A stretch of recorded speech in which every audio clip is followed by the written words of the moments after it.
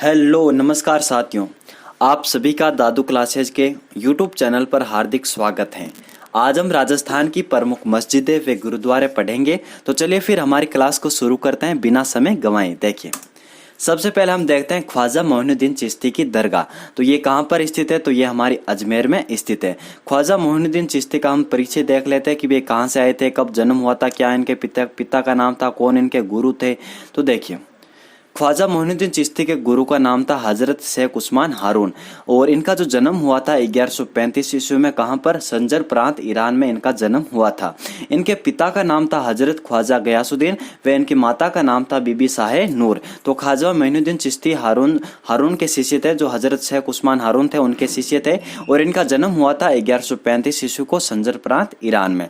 सूफी संत ख्वाजा मोइनुद्दीन चिश्ती के जो पिता का नाम था वो हजरत ख्वाजा गयासुद्दीन था व इनकी माता का नाम था बीबी शाहे नूर। इनका जो बचपन है दोस्तों ये खुरासान में बीता था और ये भारत में कब आए थे? तो आपको पता है कि 1191-92 में तराइन का प्रथम व द्वितीय युद्ध होता है और इस युद्ध में मोहम्मद गौरी वर्सेज पृथ्वीराज चौहान होते हैं, पृथ्वीराज तृतीय।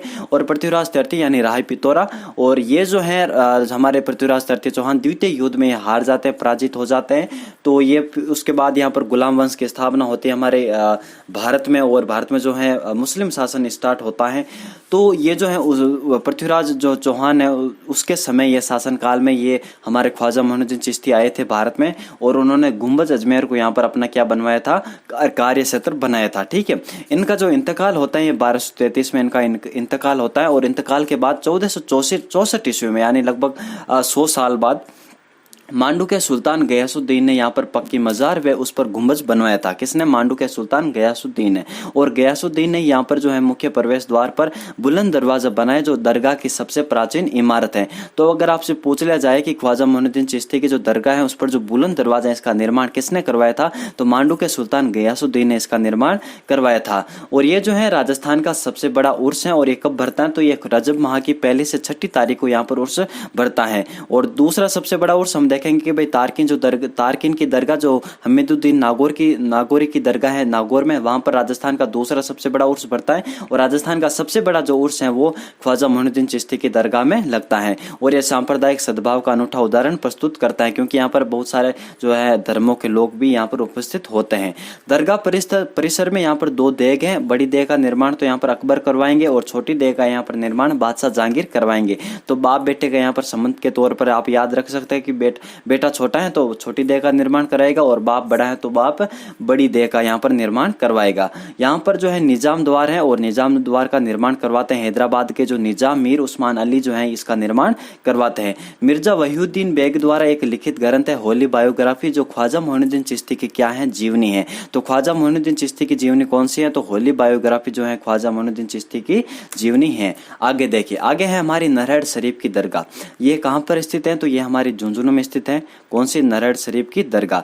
नरहड़ शरीफ की दरगाह को हम क्या नाम देते हैं कि भाई शक्कर बाबा पीर की दरगाह, बागड़ के धनी भी हम कहते हैं। बागड़ आप जानते हैं कि जो झुंझुनू शिकर वाला क्षेत्र है और वागड़ हमारा डूंगरपुर बांसवाड़ा वाला क्षेत्र जो माही नदी द्वारा कटा फटा क्षेत्र है। जो बागड़ के धनी और शक्कर बाबा जो पीर किसको कहा जाता है? तो हमारे नरहड़ शरीफ को जो है यहाँ पर शक्कर बाबा पीर कहा जाता है। ये इसलिए कहा जाता है क्योंकि जो दरगाह का जो गुंबज है वहां से शक्कर हमेशा टपकती रहती है तो इसके कारण इनको शक्कर बाबा पीर कहा गया था। अजमेर के जो गरीब नवाज हैं ख्वाजा मोइनुद्दीन चिश्ती उनकी तरह ही राजस्थान में झुंझुनू की जिले की नरहड़ शरीफ भी कौमी एकता की अनूठी मिसाल है। यहाँ पर जो जन्माष्टमी के दिन नरहड़ शरीफ में लगने वाले मेले में हिंदू और मुस्लिम दोनों ही धर्मों के लाखों अनुयायी उपस्थित होते हैं और यहाँ पर जायरीन के लिए उमड़ते हैं। और जायरीन में अगर आपको प्रवेश करना है तो प्रत्येक जायरीन को यहाँ पर 3 जो है दरवाजों से गुजरना पड़ता है। कौन कौन से दरवाजे? एक तो हमारा पहला दरवाजा बुलंद दरवाजा, दूसरा हमारा बसंती दरवाजा और तीसरा है हमारा बगली दरवाजा। तो जायरीन में प्रवेश करने वाले प्रत्येक जायरीन को यहाँ पर 3 दरवाजों से गुजरना पड़ता है। पहला दरवाजा हमारा बुलंद है, दूसरा बसंती है और तीसरा यहाँ पर बगली दरवाजा है। ठीक है, आगे देखिए, इसके बाद जो है मजार शरीफ और मस्जिद है। हमारे बुलंद दरवाजा ये 75 फीट ऊंचा है और हमारा 48 फीट ये चौड़ा है, याद नहीं रखना आपको। और ये मजार का जो गुम्बद है ये चिकनी मिट्टी से बना हुआ है जिसमें पत्थर नहीं लगाया गया। कहते हैं कि इस गुम्बद से शक्कर बरसती थी इसलिए इस बाबा को जो है शक्कर बाबा नाम से मिला था। और नरहड़ पीर जो बाबा है उनकी जो दरगाह है ये राजस्थान की सबसे बड़ी दरगाह है। कौन सी? नरहड़ पीर की जो दरगाह है ये राजस्थान की सबसे बड़ी बड़ी दरगाह है। तो ये हमारी नरहट शरीफ की दरगाह जो कहाँ पर स्थित है, झुंझुनू में स्थित है। आगे देखिए, आगे है हमारी जामा मस्जिद भरतपुर में। इसकी केवल एक विशेषता ये है कि इसका जो नक्शा है जामा मस्जिद का नक्शा, ये हमारे जो दिल्ली की जो मस्जिद है जामा मस्जिद उससे यहाँ पर मिलता है नक्शा। तो इसकी केवल यही विशेषता है कि जामा मस्जिद, ये भरतपुर का नक्शा जो है दिल्ली की जामा मस्जिद की ये समान है। इसका निर्माण लाल पत्थरों से किया गया और इसका प्रवेश द्वार बुलंद दरवाजा कहलाता है। तो ये केवल ये याद नहीं रखना, केवल आपको ये याद रखना है कि इसका जो नक्शा है ये दिल्ली की जामा मस्जिद के समान है। तो जामा मस्जिद कहाँ पर स्थित है, तो हमारी भरतपुर में स्थित है। आगे देखिए, आगे है हमारी 2.5 दिन का झोंपड़ा। तो 2.5 दिन का झोंपड़ा ये कहाँ पर स्थित है, तो ये हमारा अजमेर में स्थित है। तो ये 2.5 दिन का झोंपड़ा पहले ये था बिसल देव द्वारा जो बनाया गया था, सरस्वती कंठाभरण जो पाठशाला थी उसी को जो तोड़वा करके 1194 ईस्वी में हमारे कुतुबुद्दीन जो ऐबक साहब है यहाँ पर 2.5 दिन का झोंपड़ा बनवाते हैं। और ये जो 2.5 दिन का झोंपड़ा, कोई लोग मतलब अलग अलग तरह की मान्यता है कि भाई इसको 2.5 दिन का झोंपड़ा क्यों कहते हैं। कोई कहता है कि इसका जो निर्माण हुआ था 2.5 दिन में। तो जॉन मार्शल जो है ऐसे व्यक्ति हैं जो ये कहते हैं कि यहाँ पर जो 2.5 दिन में इसका निर्माण हुआ था, इसके कारण इसको 2.5 दिन का झोंपड़ा कहा गया। और पर्सी ब्राउन जो है अलग व्यक्ति हैं जो ये कहते हैं कि नहीं, यहाँ पर पंजाब सा पीर का 2.5 दिन का उर्स लगता था, इसके कारण इसका जो नाम पड़ा था 2.5 दिन का झोंपड़ा। तो 2.5 दिन का जो झोंपड़ा है इसका निर्माण करवाते हैं कोई 1194 में हमारे कुतुबुद्दीन ऐबक। और इनका जो वास्तुकार था, इनको जो डिजाइन किया था ये हमारे अबू बकर ने यहाँ पर डिजाइन किया था। और यहाँ पर जो खंबे लगे हुए ये 16 खंबे का महल इसको कहा जाता है कि इसको 2.5 दिन के झोंपड़े को। और 2.5 दिन के जो झोंपड़े हैं इसी पर यहाँ पर हरिकेली जो नाटक है उसके अंश देखने को मिलते हैं। आपको पता है कि हरिकेली जो नाटक बिसल देव द्वारा लिखित है और इसी जो है नाटक के हमें 2 जगह अंश देखने को मिलते हैं। एक तो यहाँ पर जो ब्रिस्टल इंग्लैंड में हमारे जो राजा राम मोहन राय का जो स्मारक बना हुआ है, वहां पर जब मृत्यु हुई थी उनकी, तो वहां पर जो है कुछ अंश देखने को मिलता है उनके स्मारक पर और कुछ यहाँ पर अंश हमें देखने को मिलते हैं हमारे 2.5 दिन के झोंपड़े पर। तो 2.5 दिन का झोंपड़ा एक मस्जिद है जो अजमेर में स्थित है। इसके साथ कई मान्यताएं प्रचलित है। किसी का कहना है कि इस मस्जिद को बनने में 2.5 दिन का वक्त लगा था, इसलिए इसे 2.5 दिन का झोंपड़ा कहा गया। बहुत से लोग ये मानते हैं कि चूंकि हर साल यहाँ पर 2.5 दिन का, यहाँ पर 2.5 साल नहीं होगा 2.5 दिन, तो ये कहने वाले तो पर्सी ब्राउन होंगे और ये कहने वाले हमारे जॉन मार्शल होंगे, तो इसलिए इसे नाम दिया गया था। देखिए, पहले ये जो है ये संस्कृत कॉलेज था, लेकिन मोहम्मद गौरी ने, यहाँ पर मोहम्मद गौरी नहीं होगा, कुतुबुद्दीन ऐबक होगा, 1194 होगा, यहाँ पर 1198 नहीं होगा, मस्जिद में तब्दील कर दिया था। और इस मस्जिद की जो डिजाइन है ये अबू बकर ने तैयार की थी। और मस्जिद का जो अंदरूनी हिस्सा किसी मस्जिद की तुलना में मंदिर की तरह दिखाई देता। तो मैंने आपको बताया था यहाँ पर सरस्वती कंठाभरण पाठशाला पहले थी। और इस खंडरनुमा इमारत में ये आपको नहीं याद रखना, इस लाइन को आप इग्नोर कर सकते हो, ठीक है। तो ये केवल याद रखना जो मैंने आपको बताया था 2.5 दिन के झोंपड़े के बारे में। आगे देखिए, आगे है हमारा फतेहगंज का मकबरा। तो फतेहगंज का जो मकबरा ये दोस्तों हमारा अलवर में स्थित है। उसकी केवल आपको ये विशेषता याद रखनी कि ये तो एक केवल ये जो है ये 5 मंजिला है। और ये हमारा फतेहगंज का जो मकबरा है, जब ये निर्माण किया गया था उसी समय दिल्ली में भी कुछ इमारतों का निर्माण किया गया था। जो दिल्ली में इमारतों का निर्माण किया गया था उसकी तुलना में कई गुना श्रेष्ठ है हमारा कौन सा फतेहगंज का मकबरा। तो फतेहगंज का जो मकबरा है ये दिल्ली में स्थित अपने समकालीन सभी इमारतों में सबसे उच्च कोटि का है। कौन सा? फतेहगंज का मकबरा। आपको केवल यही याद रखना है कि फतेहगंज का जो मकबरा है ये कहाँ पर स्थित है, तो ये हमारा अलवर में स्थित है। तो आपको केवल यहाँ पर लोकेशन याद रखनी है। विशेषताओं की मैं बात करूँ तो 2-3 जो मस्जिदें मैंने आपको शुरुआत में बताई थी तो उनकी हमें विशेषताओं को ध्यान रखना है। आगे हमारी एक मस्जिद आएगी और हमीदुद्दीन नागौरी की दरगाह जो नागौर में स्थित है उसके बारे में भी आपको पूरा विस्तार से पता होना चाहिए। देखिए, हमीदुद्दीन नागौरी ये तारकिन, इनको कहा जाता सुल्तान है तारकिन, यानी सन्यासियों का सुल्तान, जो ख्वाजा साहब ने इनको उपाधि प्रदान की थी हमीदुद्दीन नागौरी को। ये हमारे जो स्वाप गांव है हमारा नागौर में, इस जगह यहाँ पर वह कृषि वगैरह करते थे, यहाँ पर रहते थे स्वाप गांव में, ठीक है। तो ये ख्वाजा मोइनुद्दीन चिश्ती के यहाँ पर शिष्य थे। कौन से? हमारे हमीदुद्दीन नागौरी। ये 1192 ईस्वी में मोहम्मद गौरी के साथ भारत आए थे और ख्वाजा साहब ने ही नागौरी को सुल्तान तारकिन यानी सन्यासियों का सुल्तान की उपाधि से नवाजा था और 1274 में इनका इंतकाल हुआ था। और इनकी जो मजार हैं ये गिनानी नामक तालाब के किनारे बनी हुई है। और राज्य में अजमेर के बाद यहाँ पर दूसरा सबसे बड़ा उर्स का आयोजन होता है। तो सबसे बड़ा उर्स का आयोजन हमारा ख्वाजा मोइनुद्दीन चिश्ती के दरगाह में होगा और दूसरा सबसे बड़ा जो उर्स का आयोजन विसर्जन होगा हमारा हमीदुद्दीन नागौरी की दरगाह में। इस मस्जिद का निर्माण आपको याद रखना है बैराम खां के द्वारा करवाया गया था। जो बादशाह मोहम्मद अकबर द्वितीय थे उसके मतलब फैजुल्ला खां थे उसके पुत्र थे बैराम खां, इनके द्वारा यह निर्माण करवाया गया था। किसके समय? तो बादशाह मोहम्मद अकबर शाह द्वितीय के समय, अकबर द्वितीय के समय इसका निर्माण हुआ था मस्जिद का। आगे बढ़ते आगे है हमारे सैफुद्दीन अब्दुल वहाब की दरगाह, जो बड़े पीर की दरगाह के नाम से जानी जाती हैं। और ये जो है कादरिया शाखा के प्रवर्तक यानी कादरिया शाखा इसके प्रवर्तक थे सैयद सैफुद्दीन अब्दुल वहाब। इनकी जो ये दरगाह है, जो कादरिया संप्रदाय की सबसे बड़ी दरगाह, ये कहाँ पर है? तो ये हमारे नागौर में। याद रखना आपको कि बड़े पीर की दरगाह कहाँ पर स्थित है? नागौर में। और तारकिन की दरगाह भी कहाँ पर स्थित है? हमारी नागौर में स्थित है। आगे बढ़ते हैं, आगे है हमारी सैयद फखरुद्दीन की दरगाह। तो ये कहाँ पर स्थित है? तो ये हमारे गलियाकोट डूंगरपुर में स्थित है। गलियाकोट आपको पता है कि रमकड़ा उद्योग जो है उसके लिए काफ़ी प्रसिद्ध है। यहाँ जो है दाऊदी बोहरा जो संप्रदाय है उसका सबसे बड़ा तीर्थ स्थल है और यहाँ पर प्रतिवर्ष मेला बढ़ता है। और परमार राजाओं से संबंधित एवं माही नदी तट पर स्थित गलियाकोट जो है दाऊदी बोहरा संप्रदाय के सैयद फखरुद्दीन के मस्जिद के लिए प्रसिद्ध है। और गलियाकोट जो है गलियाकोट दाऊदी बोहरा जो संप्रदाय है उनका ये प्रधान तीर्थ स्थल है और इसे मजार फखरी भी कहा जाता है। तो आपको याद रखना कि सैयद फखरुद्दीन की दरगाह कहाँ पर स्थित है? तो ये हमारे गलियाकोट डूंगरपुर में स्थित है। आगे बढ़ते हैं, अगली है हमारी दोस्तों हजरत सैयद ख्वाजा फखरुद्दीन की दरगाह। ये कहाँ पर स्थित है? तो ये हमारे सरवाड़ अजमेर में स्थित है। हजरत सैयद ख्वाजा फखरुद्दीन की दरगाह।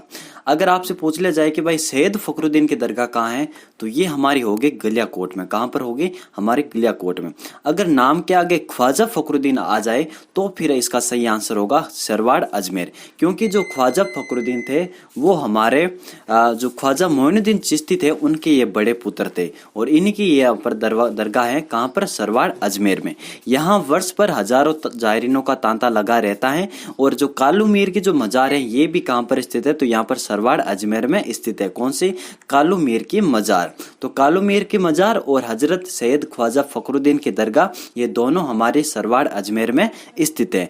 आगे हमारी हजरत दीवान शाह की दरगाह। तो हजरत दीवान शाह की दरगाह कहाँ पर स्थित है? तो ये हमारे कपासन चित्तौड़गढ़ में स्थित है। तो केवल आपको यहाँ पर ये याद रखना है कि हजरत दीवान शाह की दरगाह कहाँ है?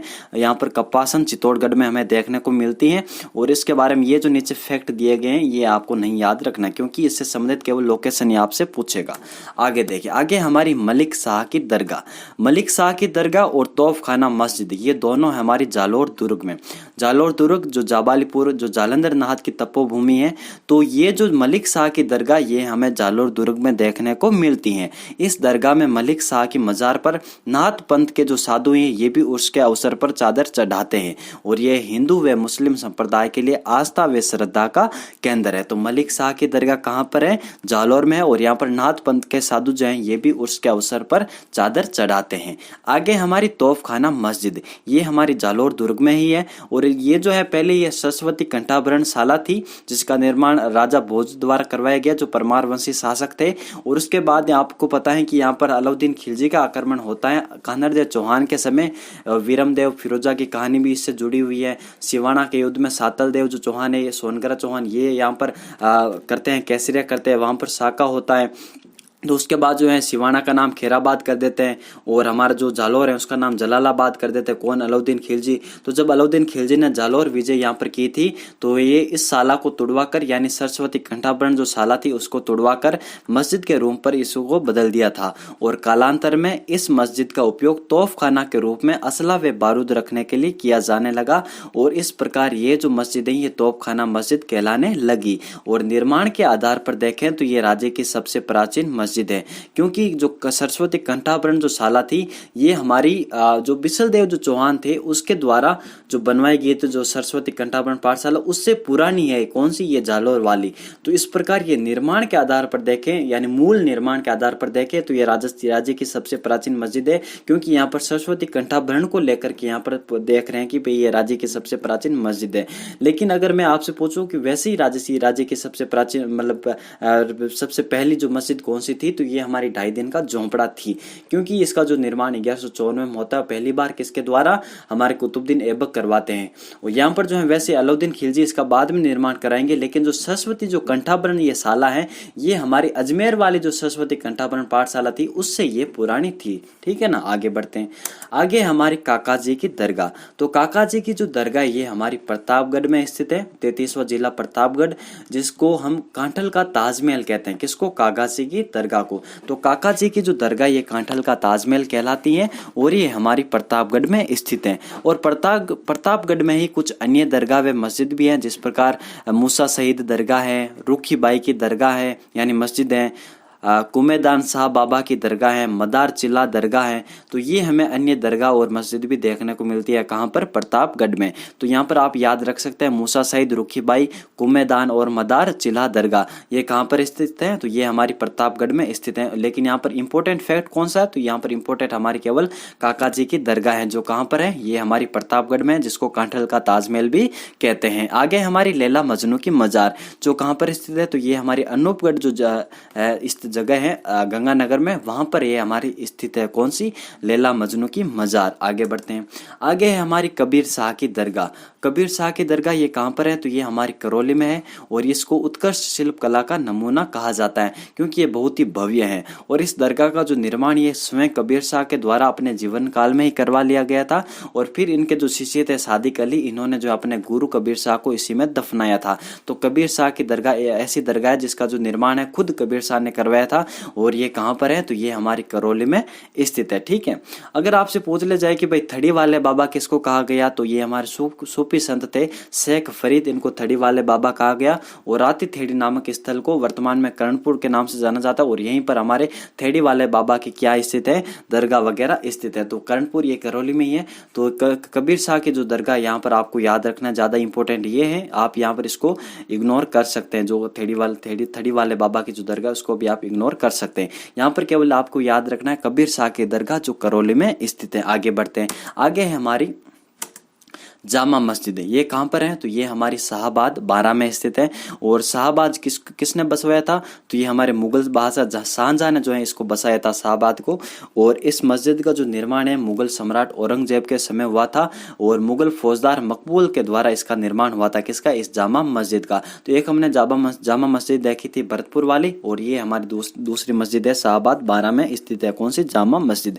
आगे हमारी मीरा साहब की दरगाह। तो मीरा साहब की दरगाह अलग है और मीरान साहब की दरगाह अलग है। मीरा साहब की दरगाह तो बूंदी में देखने को मिलेगी और मीरान साहब की दरगाह हमें अजमेर के तारागढ़ दुर्ग में देखने को मिलेगी। और मीरान साहब कौन थे? तो ये हमारे तारागढ़ के प्रथम गवर्नर थे। कौन? मीरान साहब। और इन्हीं का एक घोड़ा था और इनकी जो मजार है इस घोड़े की, ये भी हमें तारागढ़ दुर्ग में देखने को मिलती है, जो संपूर्ण भारत में केवल अजमेर में स्थित है। कौन सी? घोड़े की मजार। और कहा जाता है कि घोड़े की मजार पर चने की दाल चढ़ाने वालों की मनोकामना अवश्य ही पूर्ण होती है। तो मीरा साहब की दरगाह आपको याद रखनी है, जो कहाँ पर है? बूंदी में। और मीरान साहब की जो दरगाह कहाँ पर स्थित है? तो ये हमें अजमेर के तारागढ़ दुर्ग में देखने को मिलती हैं। आगे बढ़ते हैं। आगे हमारे राजस्थान के अन्य मकबरे एवं मस्जिद है। कुछ हम देख लेते हैं अन्य मकबरे एवं मस्जिद है जो राजस्थान में स्थित है। केवल आपको यहाँ पर लोकेशन याद रखनी है कि भाई ये मस्जिद या दरगाह ये कहाँ पर स्थित है। देखिए ये एक मीनार मस्जिद, ये कहाँ पर है? एक मीनार मस्जिद ये हमारी जोधपुर में स्थित है। और अकबर की मस्जिद ये हमारी आमेर जयपुर में स्थित है, जिसका निर्माण कौन करवाते हैं? भारमल करवाते। अकबर की मस्जिद ये आमेर जयपुर में देखने को मिलती है। नौहर खां की मीनार ये हमें कोटा में देखने को मिलती है, नौहर खां की मीनार। और ख्वाजा फखरुद्दीन की दरगाह ये मैंने बताया था सरवाड़ अजमेर में। काका जी की दरगाह ये प्रतापगढ़ में।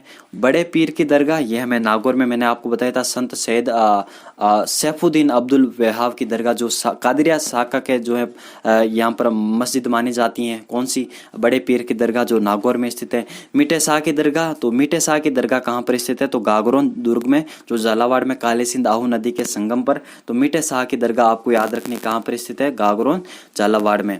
अलाउद्दीन आलम शाह का मकबरा ये हमें तिजारा अलवर में देखने को मिलता है। और पहले मैंने आपको बताया था फतेहगंज का जो मकबरा ये हमारा अलवर में ही देखने को मिलता है, जो दिल्ली के समकालीन जो इमारत थी उसमें सबसे उच्च कोटि के हमारे फतेहगंज का मकबरा है। आगे हमारी मलंग सरकार की जो मजार है ये कहाँ पर है? तो ये हमारे बीकानेर में स्थित है। और इन्हीं को जो है मलंग सरकार को ही तोप वाले बाबा भी कहा जाता है। तो मलंग सरकार की आपको याद रखनी कि मजार कहाँ पर स्थित है? तो ये हमारे बीकानेर में हमें देखने को मिलती हैं। आगे हमारी पठान गुलाम कलंदर की मस्जिद, ये हमें मंडोर जोधपुर में देखने को मिलती है। कौन सी? पठान गुलाम कलंदर की मस्जिद। आगे हमारी बाबा गफूर की मजार, तो ये जगतपुर मंदिर जो है हमारा उदयपुर में, जिसका निर्माण करण सिंह ने शुरू करवाया था और हमारे जो जगत सिंह प्रथम है ये इसका निर्माण पूर्ण करवाते हैं। तो बाबा गफूर की मजार हैं, ये इसी मतलब जगत मंदिर के नजदीक हमें देखने को मिलती है बाबा गफूर की मजार। और चल फिर शाह की दरगाह, ये हमें चित्तौड़गढ़ में देखने को मिलती है। और मैंने आपको दीवान शाह की जो है पढ़ाई थी आपको दरगाह, जो कहाँ पर स्थित है, जो कपासन चित्तौड़गढ़ में स्थित है। और इसी प्रकार जो चल फिर शाह की जो दरगाह, ये भी हमें चित्तौड़गढ़ में देखने को मिलती है। आगे देखिए, आगे फखरुद्दीन चिश्ती की दरगाह, जो मैंने आपको बताया था सरवाड़ अजमेर में स्थित है, जैसे कि 2-3 बार ये रिवाइज हो चुका है। और अबन शाह अलैहिमा यानी हजरत मखदून पीर की दरगाह, ये कहाँ पर है? तो ये हमारी सांचौर जालौर में स्थित है, जो काफी ज्यादा इंपॉर्टेंट नहीं है, तो आप इसको इग्नोर कर सकते हो। आगे हमारी कमरुद्दीन की दरगाह, जो कहाँ पर स्थित है? तो झुंझुनू में स्थित है कमरुद्दीन की दरगाह। एक मीनार मस्जिद, मैंने आपको बताया जोधपुर में ये वापस रिवाइज हो चुका है। और गुलाब खां का मकबरा, ये हमें जोधपुर में देखने को मिलता है, जैसे कि पठान गुलाम कलंदर शाह की दरगाह, ये वही है। तो ये मंडोर जोधपुर में स्थित है। कौन सी? गुलाब खां का मकबरा। गमता गाजी, ये हमें जोधपुर में देखने को मिलता है, गमता गाजी। गुलाम कलंदर मैंने आपको बताया था मंडोर जोधपुर में। तन्ना पीर की दरगाह, ये भी मंडोर जोधपुर में। अलाउद्दीन की दरगाह, तो मैंने आपको बताया था ये जालौर में। तोपखाना मस्जिद, ऐसे ही उसको कहा जाता है। तो अलाउद्दीन भी आप याद रख सकते हैं कि ये भी जालौर आया था, तो यहाँ पर जालौर में देखने को मिलेगी। कौन सी? अलाउद्दीन की दरगाह। मलिक शाह पीर की दरगाह, तो ये हमें जालौर दुर्ग में देखने को मिलती है। मलिक शाह पीर की दरगाह मैंने आपको बताया था। पीर दुल्ले शाह की दरगाह, तो ये केरला पाली में हमें देखने को मिलती है। कौन सी? पीर दुल्ले शाह की दरगाह। आगे है खुदा बख्श की दरगाह, ये हमें सादरी पाली में देखने को मिलती है।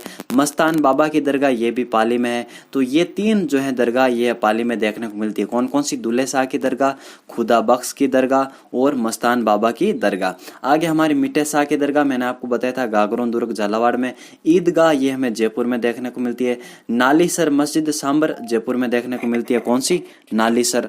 आपको पता है कि नलियासर एक नाला भी है, जो कहाँ पर गिरता है? ये हमारे सांबर झील में गिरता है। नाम नलियासर, जपोक, त्योंदा, साकंबरी, ये कुछ नाले हैं जो कहाँ पर गिरते हैं? सांबर में। तो आप याद रख सकते हैं कि भाई नालीसर मस्जिद भी कहाँ पर स्थित है? सांबर जयपुर में स्थित है।